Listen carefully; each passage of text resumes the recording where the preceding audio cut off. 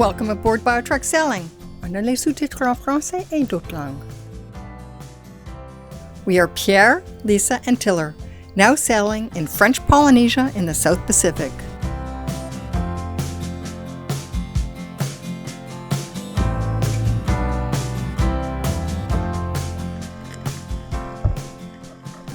I feel very inspired to help out this foundation called Alliance to Cure, working to cure vascular lesions in the brain called CCM. 1 in 500 of us have one of these lesions lurking in our brains, and CCMs may unexpectedly bleed and may cause strokes and seizures. To help the foundation create awareness of CCM, there are links in the description in the comments below. And if you haven't already done so, please subscribe. In our last video, we were in the Tuamotus in the Fakarava atoll, and we wanted to sail to Makemo where we had family flying in and we were going to join them there. Well, that's an upwind sail, and we tried to pick a good weather window, but we had things break along the way. So it was a kind of tense sail. Okay, what's going on is that the main sheet broke, so we wanted to lower the main because we couldn't fix it.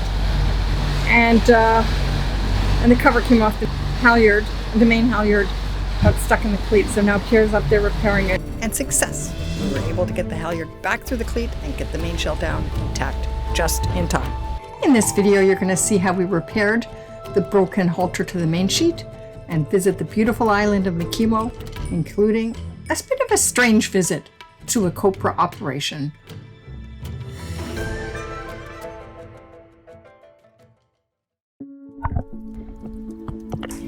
When we arrive in a new anchorage, we always like to check the anchor. So Pierre usually dives on the anchor, and I like to swim around and check how far the coral heads are and have a look at the beautiful fish and coral with my mask and snorkel. An advantage of coming back to a place we know is we can choose the perfect anchor spot where our chain's not going to hit any coral, where we have 360 turn room in case the wind should shift. Notice all this purple coral. That's colorful bleaching. So this is coral that's in good shape, but it's just having a bit of shock with warm water and it's protecting itself. Corals have a symbiotic relationship with microscopic algae called zooxanthellae. These are a type of dinoflagellate and they live in their tissues. The coral provides the algae with shelter, and this symbiotic relationship supplies both organisms with nutrients, which allows the corals to colonize nutrient-poor water. And the relationship allows nutrients produced by both organisms to be reused rather than drifting away.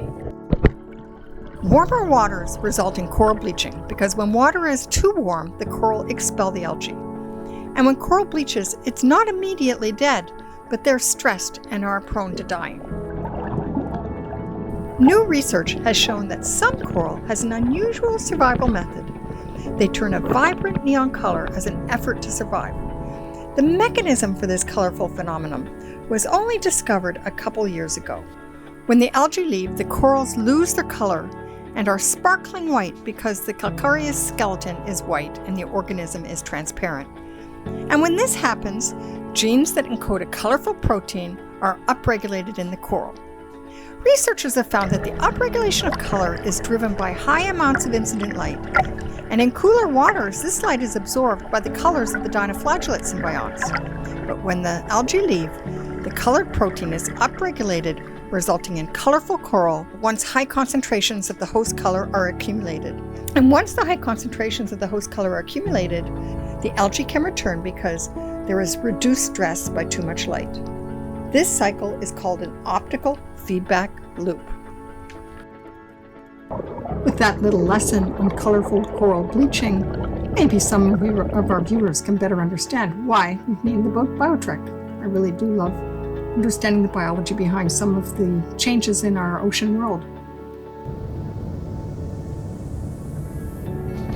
It's not always sunny when we're at anchor, but even when the day starts out like this, sometimes it changes and the wind picks up and Pierre can do some windboard. Tiller likes to amuse herself keeping an eye out for the fish that are hanging around under the boat.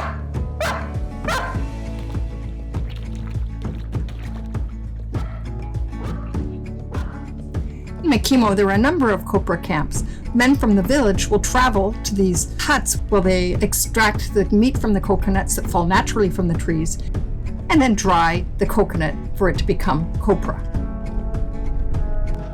There is a copra camp on the shore by our anchorage, and we went to explore. Copra is the dried sections of the meat of the coconut, and it's valued for the coconut oil that's extracted from it. The good grade copra is used to make coconut oil for human consumption, and the poorer grade copra is used for livestock feed. Here he's explaining that they get about $1.50 per kilo, which is about the amount he's holding in his hand. Tu vois, le gris? Oui, ça c'est l'huile. Ouais.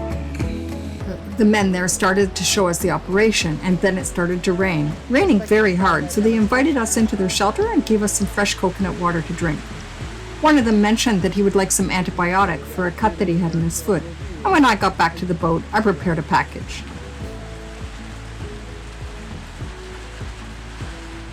It's raining pretty hard. Pour le copra, comment vous cherchez les noix coco qui sont en haut? Ils tombent eux-mêmes. Voilà. Oh. Ils tombent au bas. Donc quand ils sont mûrs, ils tombent. Oui. Ok. Voilà, ça. Donc il ne faut pas grimper. Non. Mais pour les verres, il faut Non, grimper. pour boire, lui, oui. Avec une pêche.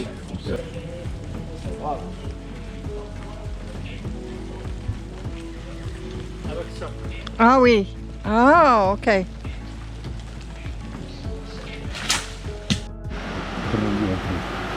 Another of the men, Uber, paddled out to the boat to give us some coconuts, and I gave him the package of antibiotics and band-aids. And he invited us to go back the following day at 3:30 in the afternoon to have some coconut crab with them. We were intrigued. These copra workers do not live here, they live in the village, and they were just camped here for the copra season. And another thing to know is that Polynesian is their maternal language, and some of them speak French quite poorly, especially when they've had too much of their alcoholic coconut water to drink. Wow, that's a shop. Donc, tu vas faire bouillir, c'est ça? Voilà. Oui. So I was just told that with these giant crabs, their big claw is so big that they can take the husks right off the coconut to get right into the meat. And you can see how big that claw is. And if you put your finger in there, you would lose your finger. Ils sont forts. Oui, yeah. Très fort, Pierre. The cement enclosure is the rainwater supply. Et les crabes de cocotier. Donc, vous faites bouillir.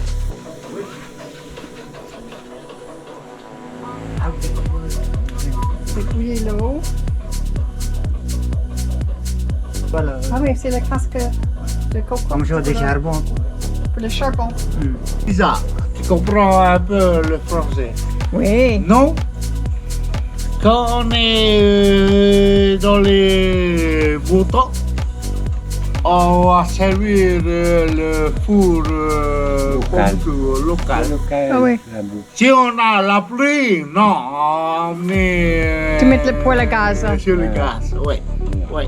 It was becoming clear that some of them had had too much to drink of their homemade concoction made in the yellow bucket.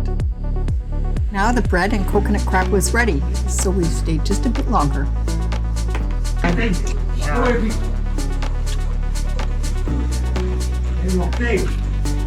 Est-ce que c'est déjà cuit ou faut cuire? C'est rouge. Okay, so now we were supposed to taste it and dip the bread in it. Pierre sat there politely. He's looking yummy. Oui, c'est beaucoup de chair dans une. Ah oui.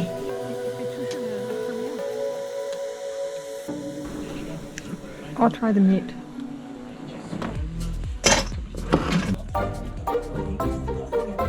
Tout est bien. Oui. It tastes like New England lobster. It's delicious. Hein? It tastes like New England lobster in butter. I think it just shows you've got to have an open mind for things. Yeah, what do you? Very good. And I don't know if it was the crab or that I washed my hands in the water that came from the open cistern. But the following day, I had Montezuma's revenge in Polynesia.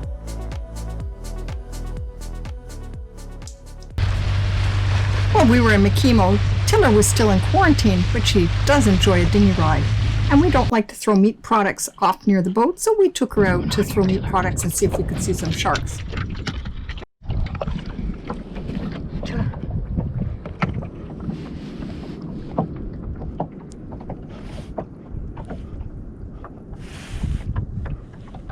Most of the sharks swam the other way, and we couldn't see them eating any meat.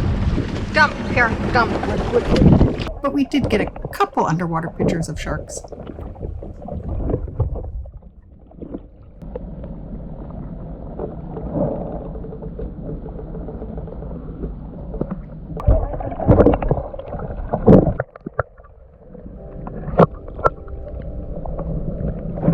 With much stronger southeast winds predicted, we moved over to the south corner of the atoll to be better protected from waves. And lo and behold, a boat that we know showed up, another Outremer. Who your name is? Who you are? My name is Philippe. Philippe from Sète. I live in Sète in France. And what kind of boat are you sailing? I'm sailing on a Outremer 55 light, an old one, old-fashioned, from 2006. The one of the last who was built by Gérard Danson. It's number 30, that one, and I think they built 31. It's the first one in infusion. I don't know in English how you say that. Infusion. Infusion. It's the first one by Outremer. Oh, Philippe's going to show us, well, he's going to help us with some rigging, and it's difficult because the line has already been used, which makes it more difficult to do a splice unless you're really expert at it. Thierry made a temporary repair to the halter for the main sheet, but now it needs to be properly spliced, and Philippe's going to help with that. Step is that they're going to take off the cover from this rope so that they can reuse it, and this is our old halyard. So splicing dyneema when you're using a cover on top of it so it looks nice is actually pretty complicated, and I'm not going to show you a step-by-step, but here's the final product, and it looks pretty good.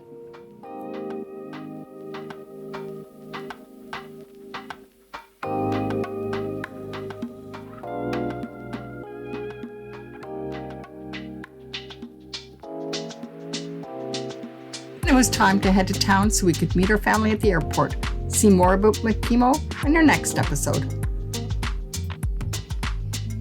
What have you guys been working on all day up here? Nothing. We've just been speaking about philosophy. Yeah, right. If you want to know more about CCM, please stick around to the end of the video.